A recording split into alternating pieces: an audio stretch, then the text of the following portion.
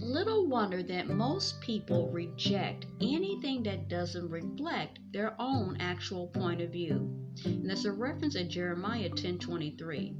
They think that they have a better, more enlightened way, one far superior to the presumed crude and oppressive morality of the Bible.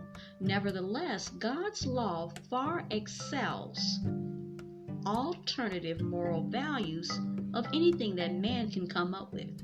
As the Apostle Paul wrote at 1 Corinthians 3:19, the wisdom of this world is foolishness with God.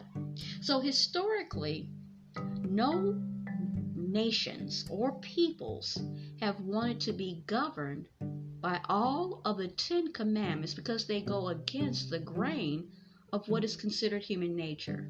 Some can see benefits in keeping several of the commandments, such as not lying to or stealing from or killing one's fellow man, but at best, people generally pick and choose, aka cherry pick, among God's laws or embrace them only superficially.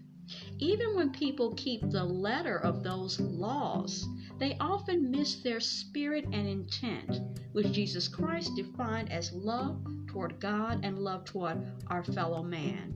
And there's a reference in Matthew 22, verses 37 through 40.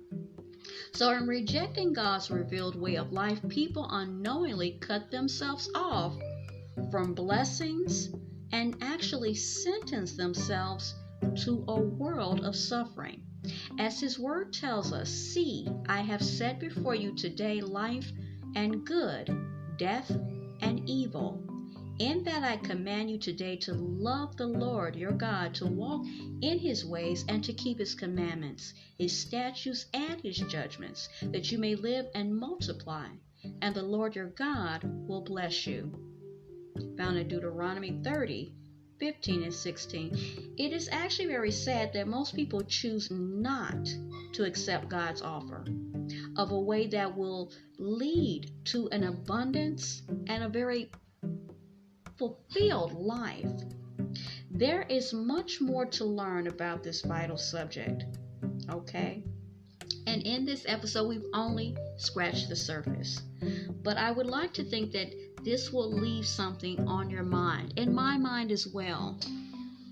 And if you're already aware, to remind you, because as humans, we are imperfect and we need reminding. I know I do. Stay blessed and stay safe.